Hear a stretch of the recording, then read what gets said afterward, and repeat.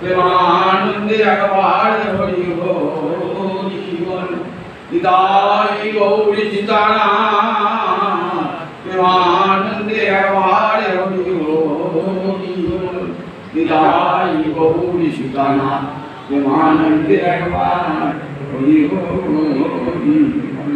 সমাবেত ভক্তবৃন্দের চরণে আমার কোটি কোটি দণ্ডবৎ প্রণিপাত। শ্রীমদ্ ভাগবতীর প্রথম স্কন্ধের 29 স্তব শুনছেন আপনারা। এর প্রতিটি শ্লোক এত মধুময় না, বলেও শেষ করা যায় না। একটা আখে কত রস থাকে কখন বোঝা যাবে। সেই ইক্ষুদণ্ডটাকে যদি সারের যন্ত্রে পেষণ করা হয় এবং গড়গড় গড়গড় প্রদান করছে। ভাগবতীর প্রতিটি শ্লোক ঠিক প্রতিটি শ্লোকে রসে ভরা। সাধু সাধু পদে পদে প্রত্যেকটা শব্দ এমন সুন্দর সুন্দর শব্দ প্রয়োজনে শুনতে যে প্রতিটি শব্দই আমাদের কর্ণরোচক। কুন্তী দেবী বলছেন যে হে গোবিন্দ, তুমি অকিঞ্চন বিদ্যায় নিবৃত্ত গুণবিদ্যয় আত্মা রামায় কৈবল্য পথে নমঃ। অকিঞ্চন বিদ্যায়, বিত্ত মানে ধন, অকিঞ্চন মানে যার কিছুই নাই, যার কিছুই নাই নিঃস্বতন, তার কাছে তুমি পরম সম্ভব। অকিঞ্চন বিত্ত। এই জগতের ধন সম্পদ থাকলে সেই ধন সম্পদ ভগবানকে ভজতে দেয় না, কারণ সেই ধরে রাখা তো মাদকতা আছে না, কৃষ্ণ বিমুখ করে দেয়। দেখেন না, স্বর্গের দেবতারা ভগবত বিমুখ কেন বলুন? এত ঐশ্বর্য তাদের, দীর্ঘ জীবন লাভ করেছে, অমৃত আস্বাদন করছে, নন্দন কাননে বেড়াচ্ছে, সেখানে সুন্দরী সুন্দরী অপ্সরাগণে সঙ্গ লাভ করছে, ফলে তাদের কৃষ্ণ স্মৃতি জাগ্রত হয়। তাই কুন্তী দেবী বলছেন যে দেখো, তুমি তো অকিঞ্চন বিত্ত, আমাদের যখন কিছুই ছিল না তখন তো তুমিই ছিলে, তখন তুমি ছিলে। দুর্যোধন দুঃশাসন যে প্রচুর আছে, তোমাকে তাই তারা বুঝতে পারে না। তুমি অকিঞ্চন বিদ্যায় নিবৃত্ত গুণবিদ্যায়, তোমাকে স্মরণ করলে পরে গুণের যে বৃত্তি, সে বৃত্তি ধ্বংস হয়ে যায়। গুণ মানে প্রকৃতির তিনটে গুণ, সত্য রজ তম। এই তিনটে গুণ আমাদের ভগবত ভজনের বাধক।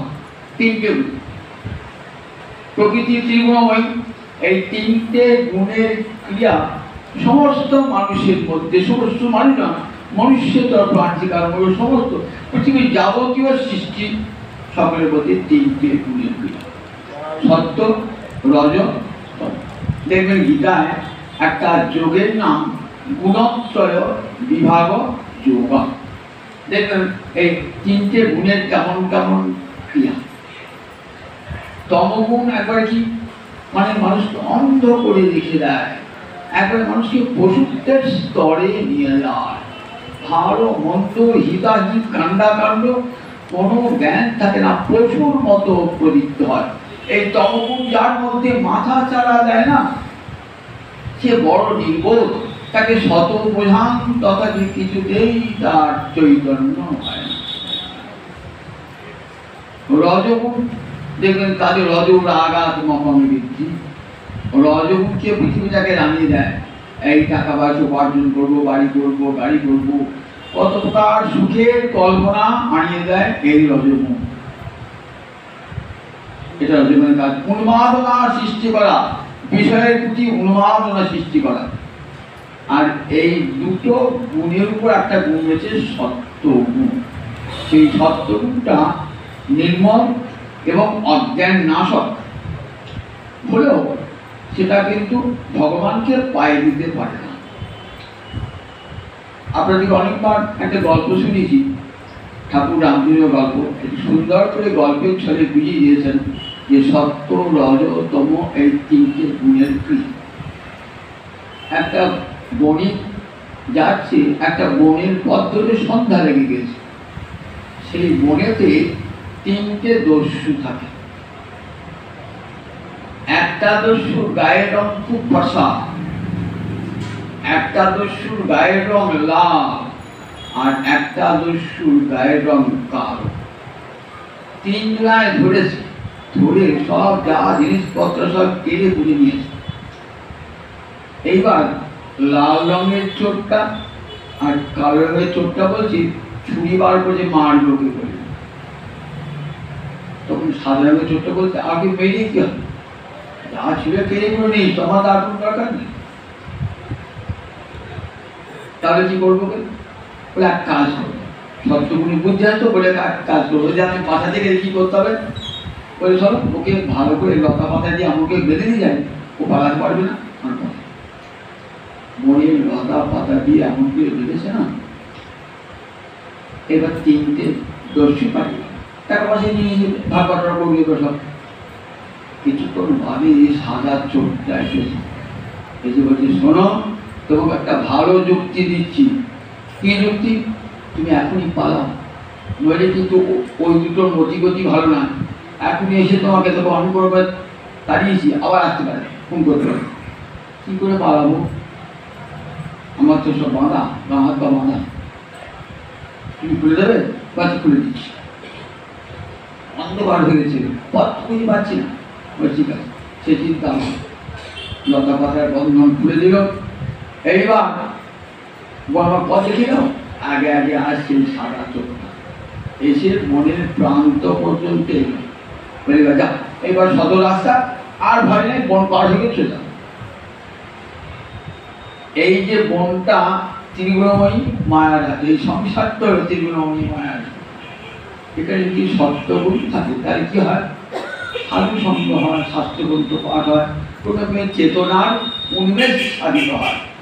এই সত্যগুণের ফলে মানুষের বিদ্যা হয়, বুদ্ধি হয়, মায়া, মমতা, এইসব গুণগুলি থাকে। কিন্তু এগুলো দ্বারা ভগবানকে পাওয়া যায় না, কারণ এই সত্যটাকে বলা হয় মলিন সত্য। মলিন সত্য কেন বলে না? এই সত্যের উপরে রজতমের প্রভাব থাকে। একটা সাধু লোক সত্যগুণী দেখবেন মাঝে মাঝে এমন কাণ্ড ঘটিয়ে ফেলল, আমরা অবাক হয়ে যাই, লোকটা এত ভালো মানুষ কিন্তু এমন খারাপ কাজটা করলো কি করে?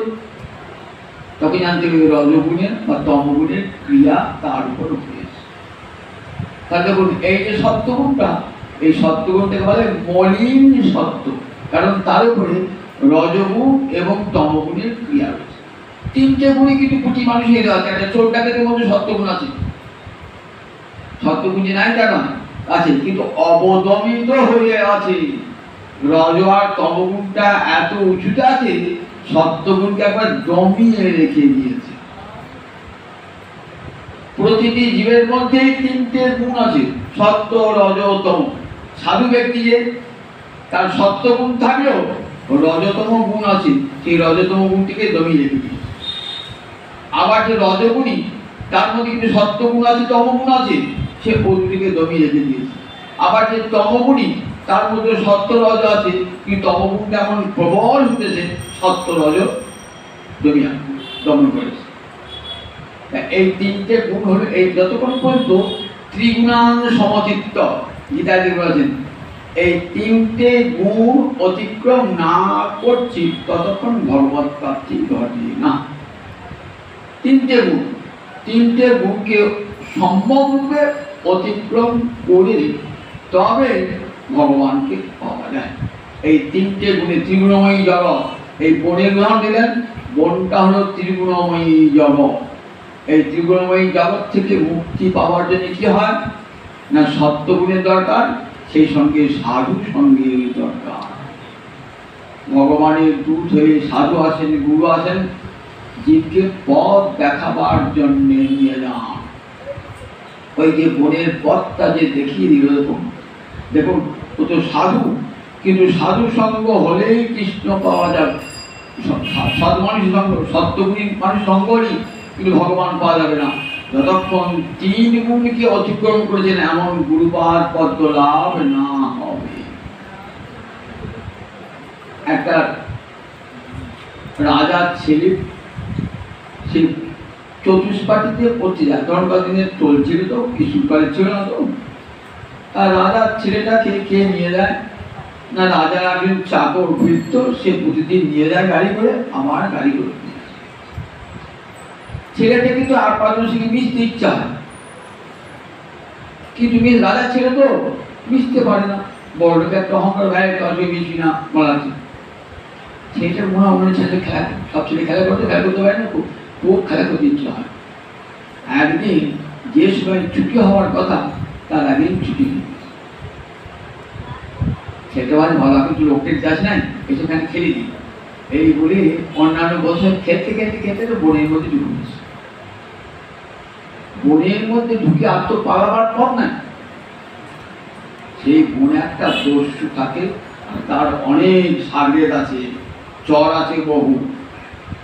তারা কি করে, তারা ওই দস্যু যদি কেউ যায় বনের পথে, অলঙ্কার টাকা পয়সা থাকলে সব চুরি করে কেজি করে নেয়। রাজা ছিল তো সেটা জানতে হয়েছিল না, তার গায়ে কত অলঙ্কার, তার কানে আছে, তার গলায় আছে, তার হাতে আছে, তার পায়ে আছে, কত অলঙ্কার আছে দামি দামি। তখন সেই চোরের সরকার, চোরের যারা বৃত্ত চর, তারা ধরে নিয়ে গেছে দস্যুদের কাছে। দস্যুদের সব কেটে তুলে নিয়েছে। এই ছেলেটাকে হত্যা করবো না, দস্যু ছেলেটা হত্যা করতে হবে না, কেন? তা বলছে ওই ছেলেটা তো কি সুন্দর ছেলে না, আমার তো কোনো সন্তান নেই, আমি শিক্ষিত। ছেলে তো কি করবে, বাবাকে হারিয়ে মাকে হারিয়ে কাঁদছে, 3 রাত কাঁদতে কাঁদতে কাঁদতে আসলে কি হয়, ভুলে যায়। একজন কাঁদতে কাঁদতে তার মনে থাকে না, দীর্ঘদিন হয়ে গেলে ভুলে যায়। এদিকে রাজা ছেলেকে খুঁজে পাচ্ছেন না,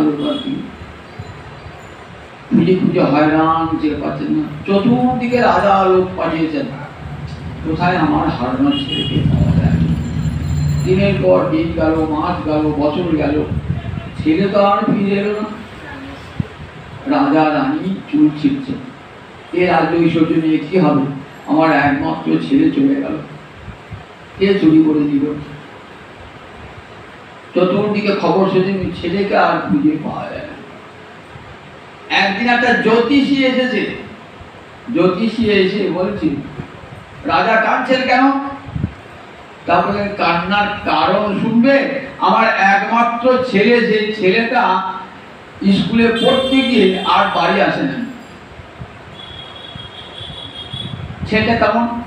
ছেলেটা বিবরণ দিকে ছেলে। জ্যোতিষী ঠিক মনে মনে ভাবনা করলো রাজার ছেলেটা কেমন হতে পারে। বলে রাজা, আমি নিশ্চিত থাকুন, আপনি আপনার ছেলেকে ফিরে দেবে। যদি ফিরিয়ে আনতে পারো না, তোমাকে নগদ পুরস্কার তো দেবই, আর বহু নানা প্রকার মূল্যবান উপহার। আগে তো আনি। চলে গেল, খুঁজতে খুঁজতে খুঁজতে খুঁজতে খুঁজতে সেই গরিব পড়ছে। মনে ঢুকে ভাবছে আমাকে তো মার দিতে, কৌশল করে যাচ্ছে। সবারই হাত দেখছে, হাত দেখে বলছে দেখো এই তোমার এই হবে, এই হবে। তুই বলছি তো আসলে মিলেও যাচ্ছে, বিশ্বাস করবো সবাই। চলো সর্দার কাছে, চলো সর্দার কাছে নিয়ে গেল। বাচ্চা ভালো জ্যোতিষ করছে, সব বলছি, ভূত ভবিষ্যৎ বর্তমান সব বলে দিচ্ছে। থাকো তুমি জ্যোতিষী, যতদিন খুঁজে আমার কাছে থাকো। ওই সুযোগ খুঁজছিল, সেটাকে খুঁজে বার করতে হবে, তার বিদেশ হবে, দীর্ঘত না থাকলে হবে। দেখছে একদম বলছে আসছে খেলা করে, এই যে তার মধ্যে ফুটফুটে ছেলে, দেখতে খুব সুন্দর। আর দস্যুতে ছেলে সব কালো কালো ছেলে সব দেখতে কেমন দেখ, আর দস্যু ছেলেটা সুন্দর ছেলে, একবার রাজার ছেলে তো খুব সুন্দর। দেখি বাজে রাজবাড়ির ছেলে, অভিজাত বাড়ির ছেলে যেমন দেখতে যেমন সুন্দর হয় তেমনি সুন্দর। তখন ঠিক যা রাজা যেমন কেউ বর্ণনা দিয়েছে তেমনি তো বলে ছেলেটা। ছেলেটা চল আমি তোকে শিক্ষা দেবো বলে নিয়ে আসছে। দিয়ে কি করাচ্ছেন তাদেরকে, তাদেরকে নিজেরা তাদের ভূত ভবিষ্যৎ বর্তমান সব কিছু করে দিচ্ছে। রাজার ছেলেটা আসছে, ওই জামাটা হাত দেখে দাও, তা বলছে তোরটা আজ দেখবো না, কাল দেখবো। আবার পরের দিন যখন আসছে বলছে কাল দেখবো, এমনি ফিরিয়ে ফিরিয়ে দেয়। তখন জ্যোতিষীকে বলছে আচ্ছা তুমি সবার হাত দেখে ভূত ভবিষ্যৎ বললে, আমার বলে বলছে না কেন? তুই আগে আমাকে ত্রিসত্য কর যে আমার কথা বিশ্বাস করবি, বিশ্বাস করবি, বিশ্বাস করবি, তবে আমি তো হাত দিই। হ্যাঁ, আমি তোমাকে ত্রিসত্য করলাম, তোমার কথা বিশ্বাস করবো, বিশ্বাস করবো, বিশ্বাস। চল এবার নদীর ধারে নিয়ে গেছে, নিয়ে গিয়ে ঝোলার মতো একটা আয়না ছিল, বার করছে। কি দেখছিস? আমার মুখটা দেখছি, মুখ দেখছিস তো? আর তোর সঙ্গে ছেলেবেলা খেলা করছিল, ওদের মুখ একটু দেখতে আসতো। হ্যাঁ, আচ্ছা তোর মুখটা, তোর গায়ের রংটা ওদেরকে দিবে না? তারপরে ডাক্তার তুই কিন্তু দস্যুদের ছেলে নস। আমি কার ছেলে? তুই তাকে রাজার ছেলে। রাজার ছেলে? তোকে চুরি ডাকাতি করতে হবে কেন? তোর বাবার মেলা টাকা, প্রচুর টাকা, কত দাস দাসী আছে, তোর মা আছে, কত ভালোবাসে তোকে। সে তো ভুলেই গেছে তার যে মা বাবা আছে, সে তার মনে খেয়ালিস। প্রতিদিন কাছে নিয়ে যান, একটু একটু করে রাজবাড়ির গল্প শোনান। রাজবাড়ি, আমি সে রাজবাড়িতে আসছি তো, জানিস তো তোর বাবার কত ধন সম্পদ, এমনি করতে আমাকে নিয়ে যাবেন? বলে হ্যাঁ তোমাকে নিয়ে যাব, কিন্তু নিয়ে যাওয়া সহজ নয়। এই বন থেকে পার করে তোমাকে নিয়ে যাওয়া সহজ নয়, কারণ বনের চারিদিকে সীমান্ত ঘেরা, সেখানে সব ওই দস্যু সব প্রহরী আছে। কি করে যাওয়া যাবে? গদাকাপ্ত বলে লাঠি খেলা শেখাচ্ছি, অস্ত্রবিদ্যা শেখাচ্ছি। গোপনে একলা ডেকে নিয়ে গিয়ে শেখাতে কি করতেন? ওই রাজবাড়ির গল্প করতেন আর লাঠি খেলা, অস্ত্র চালনা শেখাতেন। আর রাজবাড়ির গল্প করতে করতে ছেলেটা অন্তর চরম বুঝবে, কবে আমাকে নিয়ে যাবে, কবে আমাকে নিয়ে যাবে, কবে আমাকে নিয়ে যাবে। চরম উদ্বেগ দেখা দিয়েছে, উৎকণ্ঠা দেখা দিয়েছে। বলে পারবে তো? মনের সীমান্তে প্রহরী দাঁড়িয়ে আছে, তাকে হত্যা করছে, তুমি পারবে তো? বলে হ্যাঁ। আগে আগে চলেছে জ্যোতিষী, আর পিছনে পিছনে চলেছে সেই ছেলে।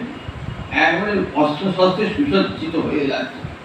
ঠিক বনের প্রান্তে গিয়ে যখন উঠেছে, দেখছি তিনটে ডাকাত দাঁড়িয়ে আছে।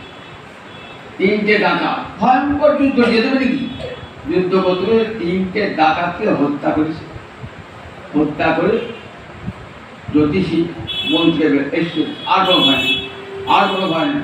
এবার রাজবাড়ির দুয়ারে গিয়ে রাখছে, রাজা রাজাকে ডাকছে।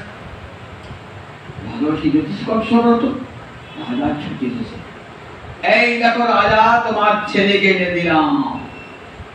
রাজা তো ছেলেকে দেখে জড়িয়ে ধরেছেন, মা ছুটে এসে ছেলেকে দিয়েছেন। হাওয়া করে কাঁদছে রাজা। বলে জ্যোতিষী তুমি আমার বাড়ি থাকো, তোমার কোনো অভাব থাকবে না, তুমি যা চাইবি আমি তোমাকে তাই দেবো। তুমি যদি আমার গোটা রাজ্য দিয়ে দেবো, তাই দিয়ে দেবো। আমার ছেলেকে দিয়েছ। জ্যোতিষী হাসতে হাসতে বলছেন, আমি তোমার রাজ্য, ধন, সম্পদ, উপহার কিছুই চাই না, কিছুই নেবে না। আমি কি চাই জানো? তোমার ছেলেকে তোমার কাছে ফিরিয়ে দিলাম, এটাই আমার সবচেয়ে বড় উপহার। তোমার মুখে হাসি দেখলাম, এটি সবচেয়ে বড় উপহার। গল্প শুনলেন তো? এই গল্পটা রূপক। বাইরে রূপকের কি বলে? বাইরে একটা অর্থ থাকে, ভিতরে একটা অর্থ থাকে। ওই যে জ্যোতিষীটা বনের মধ্যে গেল না, জ্যোতিষটাকে স্বয়ং গুরুদেব, স্বয়ং গুরুদেব গেলেন ওই বনের মধ্যে। এইবার জীবকে কি করেন তিনি? বলেন দেখ জীব, তুই তো অমৃতস্য পুত্র, তুই তো অমৃতের সন্তান, তোর মৃত্যু ভাই কারণে তোর দুঃখ কেন? তোর তোর দুঃখ কষ্ট থাকবার কথা নয়। তুই এখানে এসেছিস বলি এত দুঃখ, এত কষ্ট, এই মায়ার জগতে, ত্রিগুণময়ী মায়ার জগতে, সত্য রজতম ত্রিগুণময়ী মায়ার জগতে এসেছিস, তাই তোর এত শোক দুঃখ মোহ ভয়। তুই তো রাজার ছেলে, বিশ্বের সম্রাট গোবিন্দের সন্তান তুই, তো সেখানে কোনো দুঃখ শোক কিছুই নাই, পরম আনন্দের ঐশ্বর্যের ভোগের জায়গা, সেখানে পরম আনন্দের জায়গা। কি করে যাবো? যাওয়া কিন্তু সহজ নয়। কাছে নিয়ে গেছেন, শাস্ত্র করে দেখাচ্ছেন দর্পণ আর শাস্ত্র এক, দর্শন এক। গুরু দর্শন শাস্ত্র করে রাখার জীব তুমি কে? কৃষ্ণের নিত্য দাস। জীবের স্বরূপ হয় কৃষ্ণের নিত্য দাস। তুমি তো কৃষ্ণের দাস, তুমি তো কৃষ্ণের অংশ। মই বাংশ জীবভূত, জীবলোকে সনাতন। গীতা করে রাখবে। এই দেখ তুই কে? তুই গোবিন্দের অংশ, গোবিন্দের দাস। সুতরাং তোর কোনো দুঃখ নাই, তোর অশান্তি নাই, শোক নাই, মৃত্যু নাই। এখানে মায়ার জগতে এসে শোক দুঃখ কষ্ট পাচ্ছে। আয় তোকে আমি নিয়ে যাবো কোথায়?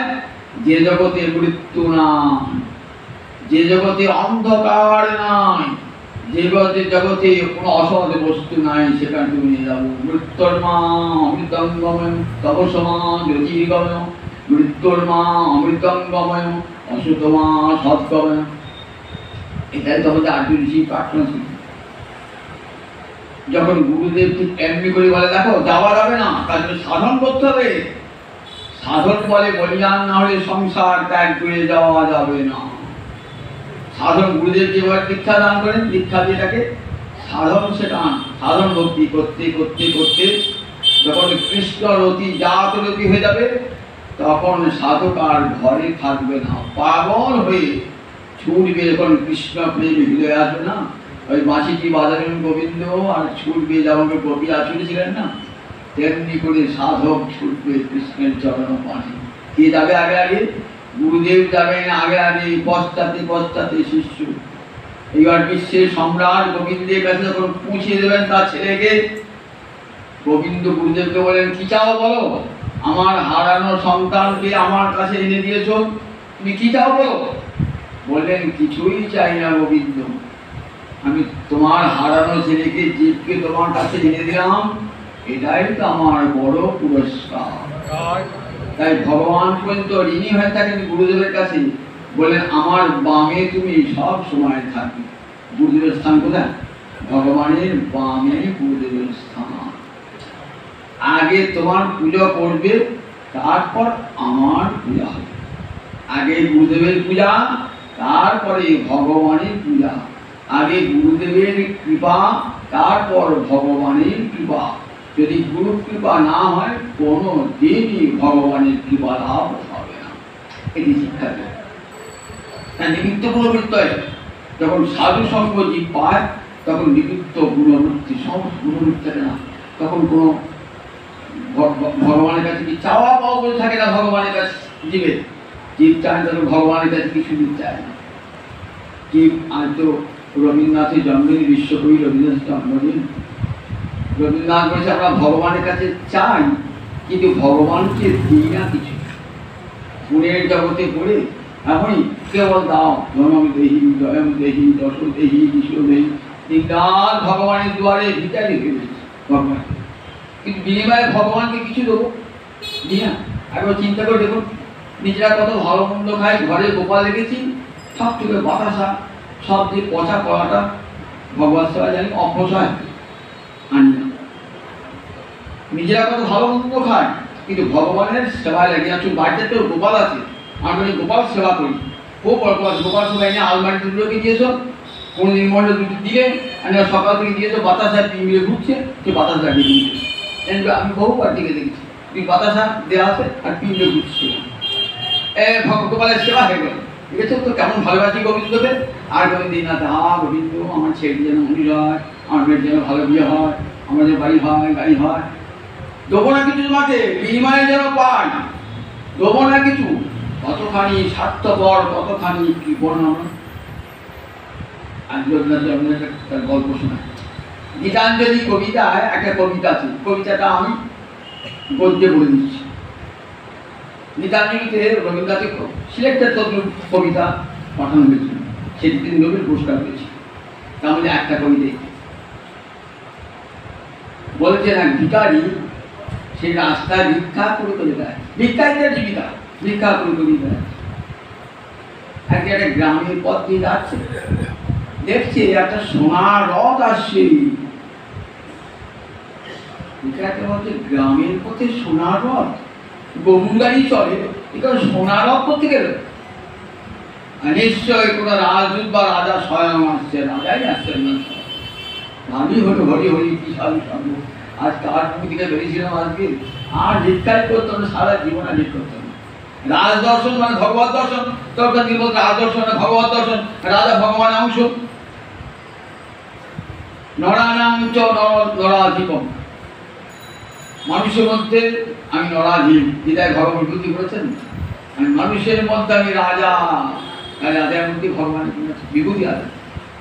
রাজাকে তখন দর্শন করবো, আমার সব দুঃখ বুঝে আর রাজা যখন যাবে দুপাশে হিরে মুক্ত হঠাৎ চর্চা, আমি পুড়িয়ে নেবো আমার আমার একবারে রথটার সামনে এসেছি। রাজাকে দেখছে, রাজা একবারে রাজ মুকুট করে আসছে, কত স্বর্ণালঙ্কা, ধীরে ধীরে নামলো। ভাবছে আমার বোধহয় কিছু দেবার জন্য আসছে, রথ থেকে নেবে। ও মা দেবেন কি? রাজা এসে হাত রাখাতে বেরিয়ে গেছে। ভাবছেন আমার সঙ্গে ঠাট্টা করছে, এই কি ঠাট্টা করছে ঠাকুর? ঠাট্টা করি না, আমার কিছু দে। বাবা তো দূরের কথা, ঠাকুর হাত তুলে চাইছে, আমার তো কিছু বার নাই। জয়বাড়ি ভিক্ষা করেছি, একটা চালের দানা মার করেছিলাম, রথ চলে গেল। কই কিছুই তো পেলাম না, হিরে জহরত কিছুই তো সরল না, চলে গেল রথখানা। দূর দূর আমার জীবনে দুর্ভাগ্য আর ঘুরবে না। রাজাই দেখো আর যাই দেখো, বাদশাই দেখো, আমার জীবনে দুর্ভাগ্য ভগবানকে দিয়েছেন, এই দুর্ভাগ্য আর কোনোদিন ঘুরবে না। এমনি করে আস। এইবার সন্ধে দেখেছে, বাড়ি ঢুকবে তো, সন্ধ্যা কাছাকাছি ছোট্ট পুড়ে ঘর, যা পেয়েছে চাল ডাল আলু ফিরে পেয়েছ, ঝেড়ে চুপড়ি মেঝেতে ফেলেছে। দেখছে একটা সোনার দানা, সোনার দানা কেউ দেয় না, একটা চালের দানা দিয়েছি, বিনিময়ে একটা সোনার দানা পেয়েছি। যদি সব চালগুলো দিতাম সবটাই সোনা হতো, নিজের জীবনটা দিতাম তাহলে জীবনটা আমার স্বপ্নময় হয়ে যেত। কবিতাটার নাম কৃপণ কবিতা, খেয়া কাব্যের কবিতা, কৃপণ কবিতা। দেখেছেন রবীন্দ্রনাথ, দেখেছেন কেমন রবীন্দ্রনাথ ভগবত ভক্ত ছেড়েছেন, যে ভগবানের কাছে আমরা চাই, কিন্তু ভগবানের কাছে কিছুই আমরা দিই না ভগবানকে। জগৎ জীবের চৈতন্য খুলে দিয়েছেন, ভগবানের কাছে সব নেবো, কিন্তু ভগবানকে দেবো না কিছু। যে ভগবান সর্বস্ব দিয়েছেন, আমার অন্তরই অন্তর মম বিকশিত করো অন্তরতর হিত। আমার হৃদয়কে তিনি নির্মল করে আমার হৃদয় মাঝে সব ফেলেছেন। আমার যা কিছু জালিয়াতি লুকোচুরি সব ভগবান ধরে ফেলায়, আমি ধরতে পারবো না, কিন্তু অন্তরতর ভগবান আছেন। এত পয়সা খরচ করছি, ভগবানের সেবায় খরচ করতে কষ্ট হচ্ছে, ভগবান ধরে ফেলায়। অন্তর্জামী তো তিনি, অন্তরতর হয়ে রয়েছেন তো তিনি। সেরকম রবীন্দ্রনাথ কত ভগবত বিশ্বাস ছিলেন। বলছেন আমার কবিতা লোকে করে টানা টানি, তোমার পানে ধায় তার শেষ অর্থ খানি। যে যদি আমার কবিতার অর্থ করু, তার শেষ অর্থ তোমার চরণে পানে। আনন্দ লোকে মঙ্গলা লোকে বিরাজ সত্য সুন্দর, মহিমাত উদ্ভাসিত মহাগন্ধ বিশ্বজগত মণিভূষণ বেষ্টিত চরণে। এই কবিতা রবি ভক্ত সাহেব লিখতে পারে? করুণা তো অবিশ্রাম জীবনে মরণ, এমন করুণা তোমার, তোমার যতদিন বেশ থাকবো ততদিন করুণা, মৃত্যুকালের পরও তোমার করুণা। তোমার করুণা ছাড়া এক মুহূর্ত বাঁচতে পারি না। কতখানি ভগবানের সুদৃঢ় বিশ্বাস, নইলে বিশ্বকবি হতে পারেন। বিশ্বকবি কতখানি অন্তরে সুদৃঢ়। জোড়াসাঁকোর ঠাকুর পরিবারটাই ছিল বৈষ্ণব পরিবার, বৈষ্ণবদের অবাধ অধিকার ছিল ওখানে। ওই বাড়িতে পর্দানসীন বাড়ি তো, কিন্তু বৈষ্ণবীরা অবাধে ঢুকতেন এবং সেখানে বৈষ্ণবের পদাবলী কীর্তন রবীন্দ্রনাথের খুব প্রিয় ছিল তো, পদাবলী কীর্তন। নিজেও রবীন্দ্রনাথ পদাবলী দিয়েছেন, ভানু সিংহের পদাবলী, রবীন্দ্রনাথের পদাবলী, গোবিন্দাস বিদ্যাপতি এদের পদাবলী পড়ে না রবীন্দ্রনাথও বৈষ্ণব পদাবলী শিখেছেন। মরণরী তুহু মোহ শ্যাম সমা, এই রবীন্দ্রনাথের ভানু সিংহের পদাবলী পড়ে দেখবেন, সব এই বৈষ্ণব পদাবলী দিয়ে ভর্তি রবীন্দ্রনাথ। রবীন্দ্রনাথের পরিবারে প্রথম থেকে ওরা বৈষ্ণব পরিবার, পরে ব্রাহ্ম হয়েছিলেন, কিন্তু বৈষ্ণবী ভাবনাটা যায় না। দেবেন্দ্রনাথের অন্তরে ছিল ভক্তি ভাব, ব্রাহ্ম হলেও অন্তরে ভক্তি ভাব। হিমালয় ভ্রমণ দিয়ে যখন গিয়েছেন, দেখছেন বাবরে বাপ, বিশাল বিশ্ব, এই বিশ্ব কার তৈরি? এত বিশাল করে হিমালয়, সেই হিমালয়ে এত সুন্দর সুন্দর ফুল কে ফোটালো? এত রং বেরঙের ফুল কে ফোটালো যত্ন করি?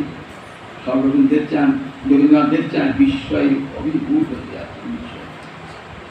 তার কবিতার বাইরে অর্থ থাকলেও অনেক সময় ভিতরে অর্থ দেখা যায় একবারে ভগবত ভক্তিতে ভক্তি। মুক্তি চান না কি বসে ভাষায় কি বলছেন দেখো, বৈরাগ্য সাধনে মুক্তি শ্রীরামার নয়, অসংখ্য বন্ধনবাদী মহানন্দময় রবিব মুক্তি বিশাল। আমি সংসার থেকে পালিয়ে চাই না, এই সংসারের মাঝে অসংখ্য বন্ধন মাঝে রবিব মুক্তি বিশাল। মহানন্দময় তুমি জগতে কোথায় বসো? বেদে ঋষির কথা, মধু আকার মধুকরণকে সিন্ধব, বলছে সর্বত্র মধুময় বাতাস প্রবাহিত হচ্ছে, সিন্ধু মধু বর্ষণ করছে, জগতে সর্বত্র মধুময়। রবীন্দ্রনাথ দেখেছেন আনন্দময় ফোন, অসংখ্য বন্ধন, খাদ্যাসুর বন্ধন, মহানন্দময় রবীন্দ্র মুক্তি সার। তার মাঝে আমার মাঝে তোমার লীলা হবে, তাই তো আমি এসেছি ভাবে। যদি তুমি আমি যদি আসতাম তোমার লীলা হতো প্রভু, আমি এসেছি ওই তো তোমার লীলা হবে। একটু রবীন্দ্রনাথের কত ভগবত বন্দনা আছে। আমরা তাই 25শে বৈশাখ প্রতি বছর আসলে ভারতবর্ষে না, ভারতবর্ষের বাইরেও সর্বত্র বন্দনা হয়েছে। আমাদের এখানে কুচিয়ে স্তব করছেন আত্মার আমায়, বললেন তুমি আত্মার বাইরের কোনো আনন্দ তোমার দরকার নাই, তুমি আত্মার মানে আত্মনি রমতে যশ। তোমার যারা ভক্ত তারাই আত্মার আনন্দে বিভোর। তোমার যারা ভক্ত, যারা চতুর্শন নবযোগীন্দ্র, এরা সব তোমার তো ভক্ত, এরা আত্মার আনন্দে বিভোর। আত্মার আনন্দ কি? আত্মাকেই তো চিনি না, তাহলে আত্মার আনন্দ কি? বলেন দেহের আনন্দ বুঝতে পারো, হ্যাঁ। মনের আনন্দ বুঝতে পারো, হ্যাঁ। বুদ্ধির আনন্দ বুঝতে পারো, হ্যাঁ। তাহলে ওই রকম আনন্দ যখন আত্মা যায়। খুব গরম করছে, ফ্যানটা খুললাম, দেহটা আনন্দ হলো। খুব ক্ষুধা পেয়েছে, খেলাম, ইন্দ্রিয়ের আরাম হলো। ভালো সংবাদ পেলাম, মনের আরাম হলো। আমার বুদ্ধির প্যাচে আমার শত্রু পরাজিত হয়েছে, বুদ্ধির আরাম হলো। তাহলে দেহ, ইন্দ্রিয়, মন, বুদ্ধি, এর পর রয়েছে আত্মা। এই আত্মার আনন্দ সেখানে আমরা বোঝাতে পারি না। এই আত্মার আনন্দে ভরপুর থাকে কারা? যেমন সুখদেব আত্মার আনন্দে ভরপুর হয়ে গেছে। যাচ্ছে যখন হরিদ্বারে ব্রহ্মকুণ্ডের সভায়, কেমন যাচ্ছেন? মাতালের মতন, মাতাল মদ খেলে যেমন আনন্দে ভরপুর হয় না, রাস্তাও চলতে পারে না ভালো করে, একবার এদিক একবার সেদিক, টলমল করে পা। সুখদেবের পাটা খুব টলমল, একবার এদিক একবার সেদিক। জঙ্গম ভাগবত প্রেম মদিরা পান করেছেন, কৃষ্ণ প্রেমে হৃদয়টা ডুবে আছে। গাল দিচ্ছে, গায়ে থুতু দিচ্ছে, ঢিল মারছে, বোঝই নাই, দেহস্মৃতি নাই, দেহস্মৃতি নাই। গোপীদের যেমন দেহস্মৃতি নাই, তার সংসার খুব পাহাড়, তাদের দেহস্মৃতি নাই। সুখদেবের এরকম দেহস্মৃতি নাই, আত্মার আনন্দে ভরপুর। নবযোগীন্দ্র আত্মার আনন্দে ভরপুর, চতুর্শন আত্মার আনন্দে ভরপুর, তাদের দেহস্মৃতি পর্যন্ত নাই। এই আত্মা, তাহলে আত্মারামের শিরোমণি তিনি, আত্মারাম তার চরম সেবা করেন। গোবিন্দ তো আত্মারাম, ওই বলল কত এরম বলে দেখো, তোমাকে একটা প্রণাম জানালে পারে কৈবল্য লাভ হয়ে যায়। কৃষ্ণ প্রণামী নপুনর্ভবায়, গোবিন্দ চরণে যদি একটা প্রণাম জানানো হয়, 10টা অস্ত্রের যোগ্য করলেও আবার ঘুরি ঘুরে আসতে হবে। কিন্তু গোবিন্দ চরণে দেখো, নম ব্রহ্মণ্য দেবায় ও ব্রাহ্মণ হিতায় জগদ্ধিতায় শ্রীকৃষ্ণায় গোবিন্দায় নমো নমঃ। একবার যদি কেউ গোবিন্দ চরণে একটা প্রণাম জানায়, আর তাকে মাতৃ যশোরে আসতে হবে না। এই গোবিন্দ জগতে তুমি সর্বত্র সম, কার্মণ্যেতাং কাল মিশানং। গুরুদেব বলছেন কা অনাদি নিধনাং বিভু বিভু সমং চরন্ত সর্বত্র। সমং চরন্তং সর্বত্র। বলছে দেখো হে গোবিন্দ, তুমি কেমন, তুমি সাক্ষাৎ কাল। গীতার বিষ্ণু আশ্চর্য করেছেন তো, যখন দেখছেন ভগবানের অনন্ত মুখ, প্রতি মুখে আগুন জ্বলছে, কালানল সন্নিমান, একটা মুখ দেখেছিলাম, আর গোবিন্দের এত মুখ, অর্জুন তো অবাক হয়ে গেছে। আমার রথের সারথি দেখতো আমার মতনই, এত মুখ কি করে হলো, এতগুলো মুখ দেখছেন নাকি আমার বিশ্বে। জানো কে তুমি ঠাকুর? ও ভগবান তুমি কে? বলছেন কালস্মি, আমি সাক্ষাৎ কাল। ঈশানম কালমি লোকক্ষয়কৃত, লোকক্ষয় করবার জন্য আমি আবির্ভূত হয়েছি। তুমি যুদ্ধক্ষেত্রে ভয় খাচ্ছ, দেখবে যাদের সঙ্গে যুদ্ধ করবে তারা কোথায় দেখবে? দেখো দেখছেন গোবিন্দের দেহ সম্পূর্ণে পড়ে আছে। ভীষ্ম, দ্রোণ, কৃপ, কর্ণ, দুর্যোধন, দুঃশাসন সব মরিয়ে পড়ে আছে। তুমি হত্যা করবে কি? আমি তো আগেই হত্যা করে দিয়েছি। ময়া হতাংস্থান জহি মা প্রতিষ্ঠা, জহি মা প্রতিষ্ঠা। আমি তাদেরকে ময়া হতাম, আমার দ্বারা তারা আগে হইল নিহত হয়ে আছে। জহি, তুমি তাদেরকে হত্যা করো। মা প্রতিষ্ঠা, দুঃখ পেও না, এটা কালের স্বভাব, কালের ধর্মে ওদের বিনাশ হবেই। তুমি সেই বিনাশটি নিমিত্ত মাত্র ভগবত করাছি, তুমি নিমিত্ত মাত্র, কাল যা করাবে তার করবে। জগতে এমন কেউ আছে যে কালের অধীন নন? জগতে সবাই কালের অধীন, রাজা হতে প্রজা সবাই, পশু পাখি কীট পতঙ্গ সব, দেবতারা পর্যন্ত কালের অধীন। কাল মানে একটি করে ঘন্টা যাচ্ছে, মিনিট যাচ্ছে, দিন যাচ্ছে, মাস যাচ্ছে, বছর যাচ্ছে, চক্রাকারে করছে তো। একটি করে দিন চলে যাওয়া মানে কাল আমার জীবন থেকে একটা দিন খেয়ে নিল, আবার দিনটা গেল, এক মিনিট চলে গেল, আমার কাল আমার জীবন থেকে এক মিনিট খেয়ে নিল। এমনি করে কাল সব খাচ্ছে, এক কাল সর্বগ্রাসী, কাল এগুলো সব কাউকে বাকি রাখে না, সবাইকে কাল আস্তে আস্তে আস্তে আস্তে গ্রাস করছে, আস্তে আস্তে আস্তে আস্তে একবারে মৃত্যুর দিকে কাল নিয়ে যাবে। কালের প্রভাব থেকে জগতে কেউ বাঁচতে পারে না। সুতরাং যখন কালই আমার সুখদাতা, কালই আমার দুঃখদাতা, ঠিক যে সময় সুখের কাল হবে ঠিক সুখ এনে দেবে, যে সময় দুঃখের কাল হবে তখন কাল আমাকে দুঃখ এনে দেবে। কেউ রোধ করতে পারবে না, কেউ রোধ কাল এনে দেবে। জগতের সবাই কালের অধীন। বলছেন আমি এখন কাল, আমাকে দেখছো তো, একবার দেখলে তোমার রথের নাম কত করুণাময় মাখা মুখখানা, আবার একটু ভয় ঢুকেছিল। আমার দুটো মূর্তি, আমি কখনো দয়াল কখনো ভয়াল। কখনো দেখ আমার ভয়ের মূর্তি দেখে তো, আবার দয়াল মূর্তি দেখো। যুদ্ধ শেষ হয়ে গেছে, কুরুক্ষেত্র যুদ্ধ শেষ, অমাবস্যার দিন, অগ্রহায়ণ মাসিক শুক্লপক্ষের তৃতীয়ায় ত্রয়োদশীতে যুদ্ধ শুরু হলো। অমাবস্যার যুদ্ধ শেষ হলো 18 দিন যুদ্ধের পর। মরা পড়া পড়ার কেউ নাই, সব দেহগুলো পড়ে আছে কুরুক্ষেত্রে, আটে পড়ে আছে। সবাই গিয়ে দেখছি পড়ে আছে, সব মরা করে পড়ে আছে। স্ত্রীরা গিয়ে স্বামী কুটির উপরে কাঁদছে, মা ছেলের উপরে কাঁদছে, চিন শকুনি কুকুর ঘুরে বেড়াচ্ছে। সন্ধ্যা লাগ হয়েছে, তখন কৃষ্ণ বলছেন সঞ্জয় আমি যাব কোথায়? আমি যাব হস্তিনাপুর, রাজধানীতে যাব। না ঠাকুর যেও না, এখন গুপ্তচর বুঝাচ্ছে, এ ভয়ঙ্কর রাত্রি, অবসা রাত্রি, ভয়ঙ্কর উল্কাপাত হচ্ছে, যেও না। সঞ্জয় চিনেও ভগবানকে চিনছেন, রণরূপে লীলা তো, চিনেও ভগবানকে চিনছেন। সঞ্জয় যাই হোক আমাকে যেতেই হবে। হস্তিনাপুর রাজবাড়িতে কি করবেন? সেখানে অন্ধকার তো কিছুই নাই, অন্ধকারই আমাদের জোর করে যেন বিশাল অট্টালিকা, অট্টালিকার উপর উঠেছে একটি ঘরে বসে কে কাঁদছেন? ধৃতরাষ্ট্র গান্ধারী চোখের জল কাঁদছে। একটি কোণে আলো টিম টিম করে আলো জ্বলছে। গোবিন্দ গিয়ে কি করলেন? গোবিন্দ গিয়ে একবার গান্ধারীর চোখে জল মোছাচ্ছেন, আর একবার ধৃতরাষ্ট্রের চোখে জল। যিনি এত বড় যুদ্ধটা ঘটালেন, ভয়ঙ্কর রূপ ধারণ করে, আবার তিনি গিয়ে গান্ধারীর চোখের জল বোঝাচ্ছেন, ধৃতরাষ্ট্রের চোখের জল।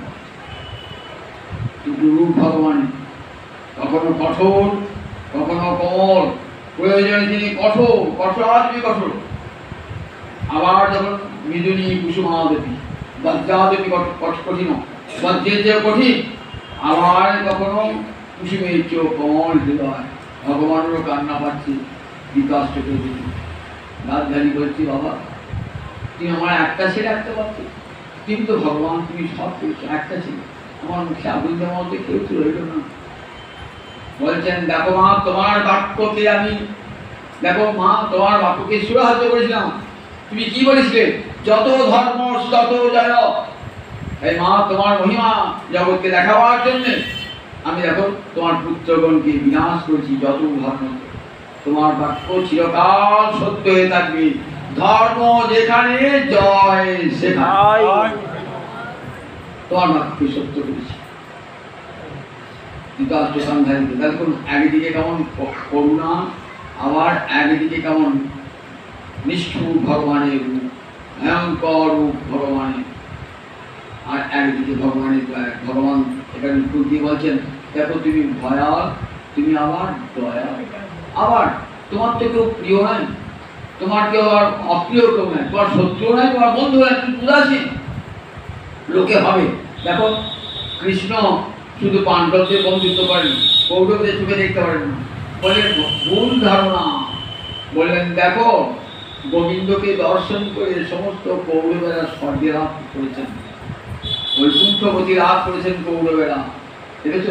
তাহলে ভগবান যাদিকে হত্যা করলেন তারাই আবার কোথায় গেল? তারাই আবার মুক্তি লাভ করলো, হতারই গতি দায়ক। যার প্রতি তিনি নিষ্ঠুর হচ্ছেন তাকে মুক্তিদান করছেন এমন ভগবান। দেখেছ? তার বলছে, দেখো মানুষ কি করে, তারা কুমতি, তারা বিচার করতে জানে না। তারা বলে, দেখো ভগবানের কোনো পক্ষপাতিত্ব নাই, ভগবানের প্রিয় কেউ নাই, ভগবানের অপ্রিয় কেউ নাই। জীব, প্রতিটি জীব আপন আপন কর্মফল ভোগ করে। সেই কর্মফলের ভোগে কখনো সে ভগবানের প্রিয় হয়ে যায়, কখনো ভগবানের অপ্রিয় হয়ে যায়। বলছে, দেখো সূর্য যখন ওঠে তখন সূর্যালোকটা সব জায়গাতে পড়ে। ধনী দরিদ্র বিচার করে নাকি? রাজা প্রজা বিচার করে নাকি? যে সূর্যকে গাল দেয় সেখানে বিচার করে নাকি? সেখানেও সে সূর্য আলো দেয়। কিন্তু সূর্যের আলো নেওয়ার ক্ষমতা সবার থাকে না। একটা আতস কাজ থাকে, দেখবেন না, সূর্যের দিকে ধরে রাখে না, দেখবেন সে আতস কাজটা এমন শক্তি না, আপনি খড়ের গাদায় দিয়ে দেন, আপনি আগুন দিয়ে দেবেন, আগুন দিয়ে দেবেন। তাহলে এবং অন্য একটা ফসল পাচ্ছে না কেন? বলে তার মধ্যে সেই শক্তি নাই, ওই সূর্যের তাপ গ্রহণ করবার শক্তি নাই, ওই আতস কাজটার শক্তি আছে। তাহলে ভগবানের কৃপাকে ধরবার শক্তি যার আছে তিনি কৃপা পাচ্ছেন, আর এই ভগবানের কৃপা ধরবার শক্তি যার নেই পাচ্ছেন না। এখানে ভগবানের বৈপরীত্য কি দেখলেন? ভগবানের বৈষম্য কি দেখলেন? বৈষম্য, ভগবানের কোনো বৈষম্য নয়, তিনি সকলের দিক সম। সমম চরণ তুমি সর্বত্র, তুমি সর্বত্র সমানভাবে বিচার করো। তোমার কাছে সত্য কেউ নেই।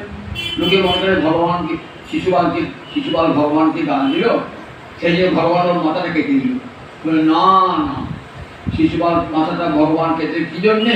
তাকে মুক্তি দান করবার জন্য। শিশুপালের মুন্ড যখন ছেদন করলেন তখন ব্রহ্মা আকাশপথে দেখছেন যে শিশুপালের দেহ হতে যে আত্মা বেরিয়ে এলো, সেই আত্মা কখন কি হলো? কৃষ্ণ যখন সভা থেকে বেরিয়ে এলেন তখন সেই আত্মাটা গোবিন্দের চরণে বিলীন হয়ে গেল। তাই মঙ্গল করলেন না অমঙ্গল করলেন? মহাসুর বকাসুর যাকে বধ করেছেন তাদেরকে আবার চরম গতি দান করেছেন। যে পুতনাকে বধ করেছেন, বিষ খাতে এলো, তাকেও অমৃত গতি দান করেছেন।